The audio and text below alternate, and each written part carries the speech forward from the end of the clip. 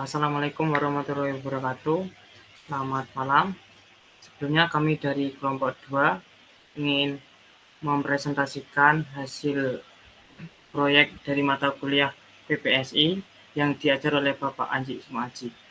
Sebelumnya perkenalkan, saya Habibur Rahman, teman saya Muhammad Haris Maulana Kholik, dan Abigail Esi Studio.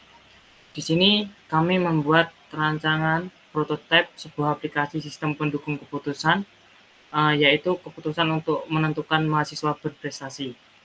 Nah, untuk skopnya sendiri kami masih di kampus Universitas Dinamika. Jadi data-datanya masih pakai data Universitas Dinamika. Oke, untuk strategi alasan kenapa kami membuat aplikasi ini. Aplikasi ini dibuat untuk memudahkan pihak kampus dalam menyeleksi mahasiswa yang dianggap berprestasi. Dengan aplikasi ini, pihak kampus dapat mengelola data mahasiswa dengan lebih cepat dalam menentukan kriteria yang akan digunakan, sehingga proses seleksi dapat lebih cepat dan lebih efektif dan lebih akurat tentunya. Nah, aplikasi ini mungkin akan nanti dibuat di sebuah website karena lebih mudah dalam pengerjaannya. Skop fitur yang ada dalam aplikasi ini salah satunya adalah fungsi login, fungsi homepage, fungsi seleksi bobot dan kriteria, fungsi daftar mahasiswa prestasi, dan fungsi kelola kriteria. Struktur yang ada di dalam aplikasi ini dimulai dari homepage, kemudian dilanjut jika ingin login, ya homepage ini hanya dapat dilakukan oleh mahasiswa saja, kemudian dilanjut ke login. Loginnya yaitu admin yang dapat login, yang sudah memiliki akun tentunya. Setelah login, admin dapat melakukan action yang berupa edit mahasiswa, edit kriteria, dan melakukan seleksi mahasiswa akan diseleksi ke dalam mahasiswa prestasi tersebut. Mungkin selanjutnya akan disampaikan oleh teman saya untuk wireframe-nya lebih jelasnya. Saya waktu dan kesempatan saya berikan ke Abigail. Terima kasih. Baik, terima kasih. Di sini saya akan menjelaskan wireframe atau skeletonnya. Bisa minta tolong di zoom ke atas. Oke, di sini ada wireframe untuk homepage atau fungsi menampilkan list mahasiswa yang berprestasi. Pada bagian pojok kanan atas ada tombol login untuk digunakan sebagai pengguna untuk masuk ke dalam sistem. Kemudian pojok kiri atas ada nama aplikasi. Dan pada bagian tengah ada judul mahasiswa berprestasi yang di bawahnya menampilkan tabel berisi list mahasiswa berprestasi.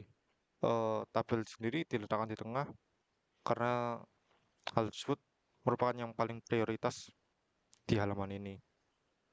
Kemudian login diletakkan sebelah kanan atas supaya lebih mudah, dan umumnya login itu diletakkan bagian atas kanan sehingga pengguna tidak perlu susah-susah untuk mencari di tempat lain. Next.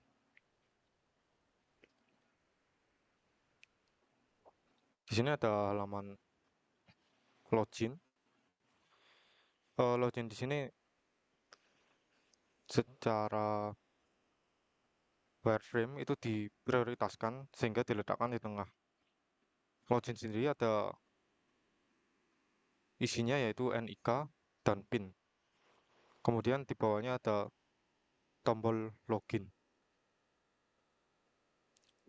Oke, next.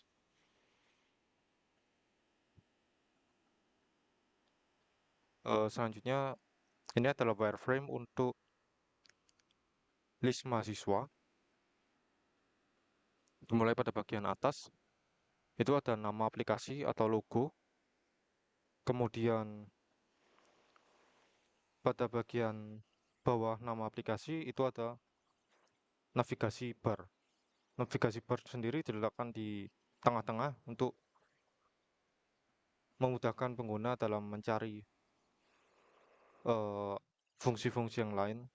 Selain itu, dari fungsi aplikasi ini sendiri hanya ada sedikit, yaitu 3 fungsi, sehingga lebih baik diletakkan di tengah daripada diletakkan pada navbar yang biasanya berbentuk panjang. Kemudian pada pojok kanan atas ada logout, tombol logout. Selanjutnya pada bagian tengah itu ada tabel mahasiswa yang berisi NIM, nama, IPK, SSKM, TOEFL, dan tombol action. Kemudian sisi kirinya ada bagian filter, di mana itu di dalamnya ada berisi jurusan, angkatan, dan tombol cari. Filter sendiri diletakkan di sebelah kiri supaya memudahkan pengguna untuk mencari atau menyeleksi mahasiswa yang akan dicari. Kemudian pojok kanan sebelah atas dari tabel mahasiswa ada apa ya? Tombol search atau cari yang berfungsi untuk mencari mahasiswa yang diinginkan. Kemudian atasnya lagi ada tombol import untuk mengimport data mahasiswa dari database utama. Next.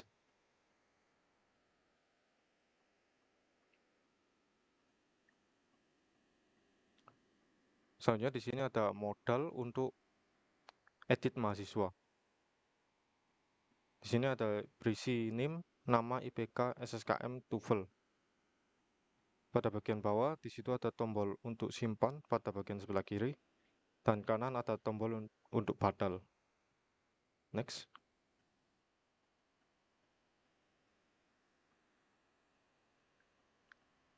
Di sini ada wireframe untuk list kriteria, di mana fungsinya adalah untuk menampilkan kriteria-kriteria yang digunakan dalam seleksi. Untuk bagian navbar kurang lebih sama dengan list daftar mahasiswa. Kemudian pada bagian tengah ada di pojok kiri atas ada tombol tambah untuk menambahkan kriteria yang diinginkan. Kemudian pada bagian tengah ada tabel untuk menampilkan daftar kriteria yang ada. Next.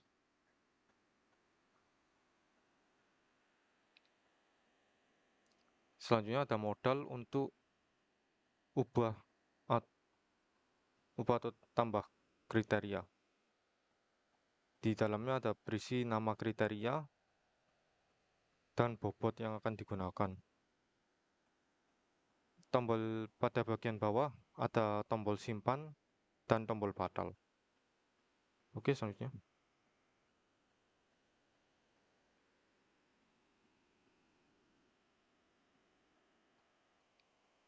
Selanjutnya di sini ada wireframe untuk peringkat, di mana pada bagian tengah ada tabel yang berisi mahasiswa yang telah diseleksi.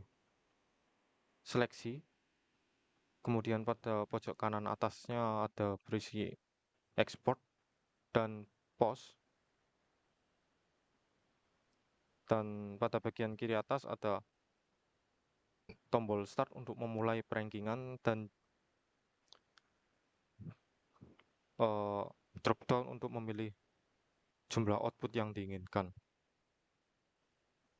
Untuk start sendiri ada di bagian kiri atas supaya memudahkan pengguna untuk mencarinya daripada kita letakkan di bawah pojok kiri bawah atau pojok kanan bawah. Oke, gitu.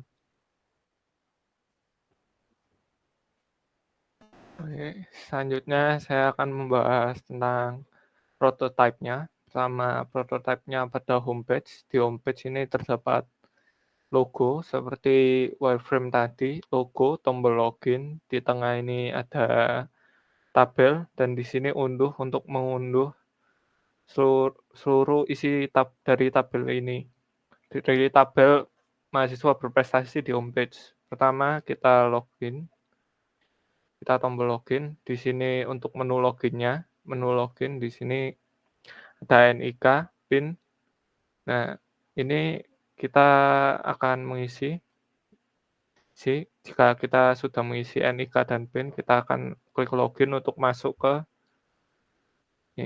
ini di list mahasiswa. Di list mahasiswa hampir mirip dengan white frame. Di sini ada logout di pojok kanan untuk mempermudah terlihat itu logout di pojok kanan. Di sini import untuk mengimport data dari database, dan search ini untuk mencari mahasiswa secara spesifik seperti namanya itu. Kenapa kok ini ditaruh di pojok kanan? Sama seperti alasannya di wireframe tadi untuk mempermudah pencarian dan import ini. Kenapa kok di pojok kanan atas juga? Karena alasannya juga sama. Di sini di tengah ini ada tabel, dan di bagian kiri ada ini menu filter. Nah, di menu filter ini kenapa kok kita ditaruh di kiri pada bagian tabel? Karena jika kita taruh di kanan, kebanyakan itu nanti akan terfokusnya itu pada filternya, bukan tabelnya. Kita cari itu supaya orang-orang itu melihatnya ini di bagian tabelnya. Untuk filter ini kayak cadangan. Terus ini jika diklik akan muncul ini ubah data. Kita dapat mengubah data di sini secara langsung. Di sini name, nama, IPK, SSKM, dan TOEFL. Kita bisa batalkan atau simpan. Next, di kriteria. Di kriteria ini hampir mirip dengan mahasiswa. Perbedaannya itu pada pojok kiri ini ada tombol tambah. Di tombol tambah ini untuk menambahkan kriteria dari kriteria yang sudah ada. Ini kita dapat mengisikan nama kriteria, bobot, dan atributnya. Ini benefit atau cost. Terus ini tombol action biru dengan pensil ini untuk mengedit, dan tombol tong sampah dan silang ini untuk menghapus kriteria jika kriterianya ingin tidak dipakai. Sekarang kita ke peringkat. Di peringkat ini terdapat peringkatan di start, sorting. Start ini untuk start peringkatan dari mahasiswa, sorting ini bisa diisi 10, 15, atau 20 yang muncul.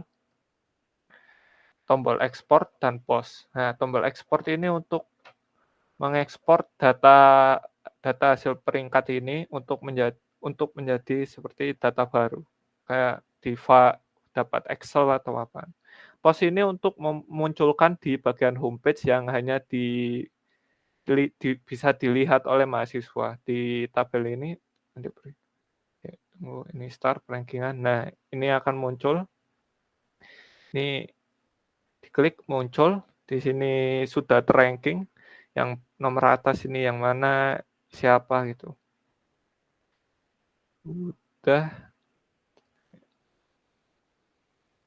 Sudah di logout. Ini untuk mengeluarkan, kita klik. Sudah selesai. Terima kasih. Apakah ada tambahan?